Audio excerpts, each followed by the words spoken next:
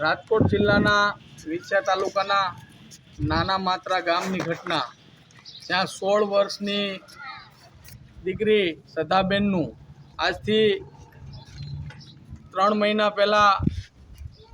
Murder કરવામાં આવેલું હોય, પરંતુ કોઈ કારણોસર આ ઘટનાને સંપૂર્ણ રીતે દબાવવામાં આવે એના માટે આજે વિછિયા મામલતદાર કચેરી અને રાજ્યના મુખ્યમંત્રીને આવેદનપત્ર પાઠવવામાં આવ્યું કે ખરેખર આ વિસ્તારની અંદર આવી અનેક ઘટનાઓ બનતી હોય, એને દબાવવાના પ્રયાસ કરતા હોય તો આ પરિવારની એક જ માંગણી છે કે આ જે ઘટના બની એ ઘટનાને સંપૂર્ણપણે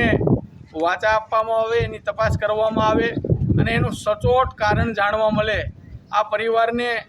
એ ઘટનાની અંદર જે હત્યારાઓ છે એના નામ પણ લખીને આપ્યા છે, અમને એની ઉપર પૂરેપૂરી શંકા છે, નાને હું મર્ડર જ કરેલું છે, તેમ છતાં આ ઘટનાને દબાવવાના પ્રયાસ કરવામાં આવે છે। એટલા માટે આજે આવેદનપત્ર આપવામાં આવ્યું કે જો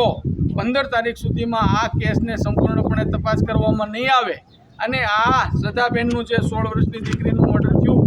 એની ઘટનાને સંપૂર્ણપણે તપાસ કરી સચોટ કારણ બતાવવામાં નહીં આવે તો ન છૂટકે વિછિયા મુકામે ગાંધી ચિંધ્યા માર્ગે ઉપવાસ આંદોલન કરી અને ન્યાય માટે અમારે ધરણા કરવા પડશે, જેની પ્રશાસનને અમે ગર્ભિત ભાષામાં કહેવી છે સંપૂર્ણપણે તપાસ કરવામાં આવે, અન્યથા આગામી દિવસોની અંદર જે તારીખ આપી એ મુકામે અમે અહીંયા મામલતદાર કચેરીએ ગાંધી ચિંધ્યા માર્ગે ઉપવાસ ધરણા કરશું।